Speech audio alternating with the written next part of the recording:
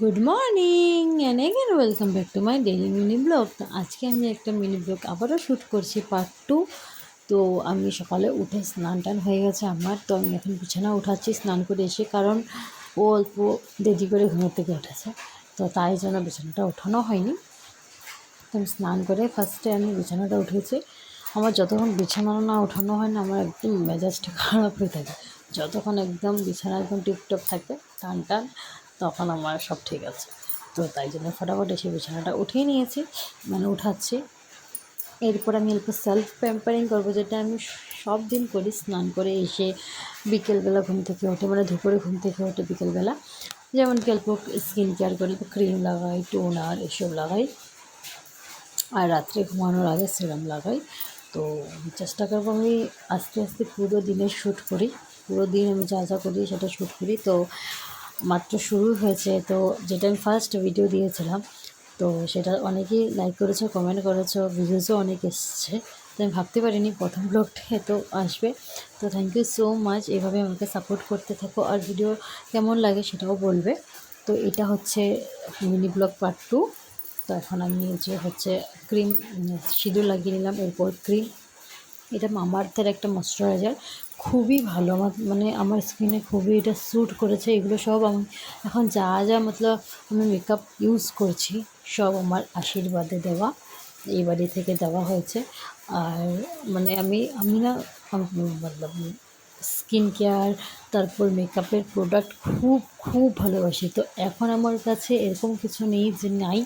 তো মানে আমি না ড্রেসিং টেবিলের এটা খুলি, ডোরটা খুলি, আর আমি একটু পর খুলে দেখতে থাকি, আমার কাছে এত কিছু আছে, এত কিছু আছে। তো আমি খুবই খুশি। এরপর আমি এবার সিঁদুর লাগালাম, টিপ লাগালাম, এরপর কাজল, অলিভ অয়েল, আর আমি না এটা লাগাই, তোমার কী বলে, আতর। তো আতরটা আমার এত হেভিট হয়ে গেছে, এখন আমি এটা ছাড়া থাকতেই পারি না। এটা আমার হেভিট হচ্ছে। আমার ভাই ওরা না যেটা শ্যামবাবার কীর্তন করে, বুঝেছ?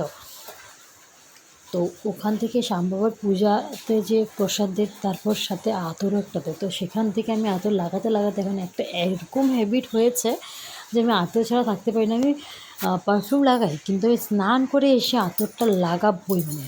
তো এটা লাগালে না আমার নিজের উপর নিজের একটা পজিটিভ ভাইবস আসে। তো এরপর আমি গাছগুলোকে স্প্রে করে দিলাম জল। এরপর ও ঘরে ছিল ওই দিন, তো আমাকে হেল্প করছে। তো সত্যি কথা বলতে ও আমাকে অনেকই হেল্প করে রান্নার কাজে। মানে ও না, ও আর আমার শ্বশুরমশাই এরা দুজন মানে এরকম কিছু নেই যে ওরা পারে না বানাতে। তো আমি তো সানডেতে তো আমার মিনি ব্লগ, সরি রিলসগুলি দেখো, এই ব্লগগুলি দেখো, যে এটা সেটা বানাতেই থাকে।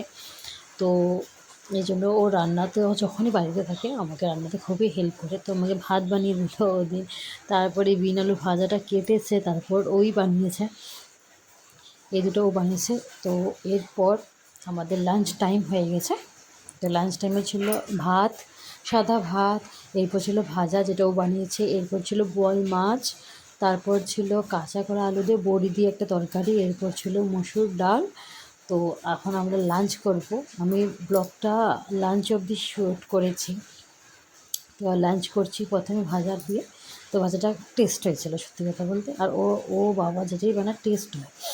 এরপর আমি বোয়াল মাছটা ট্রাই করছি। বোয়াল মাছটা খুবই মতলব তেল তেল না, একটা চর্বি টাইপের, আমার খুব ভালো লাগে তেল, মাছের তেলগুলো খুব ভালো লাগে। তো এরপর এটা খেলাম। এরপর আমি আরও একটু ন্যাপ নিলাম, আফটারনুন ন্যাপ। তো এটাই ছিল আমাদের মিনি ব্লগ। তোমাদের কেমন লাগলো অবশ্যই জানাবে, আর দেখা হচ্ছে অন্য একটা সুন্দর ভিডিওতে। ততক্ষণের জন্য বাই।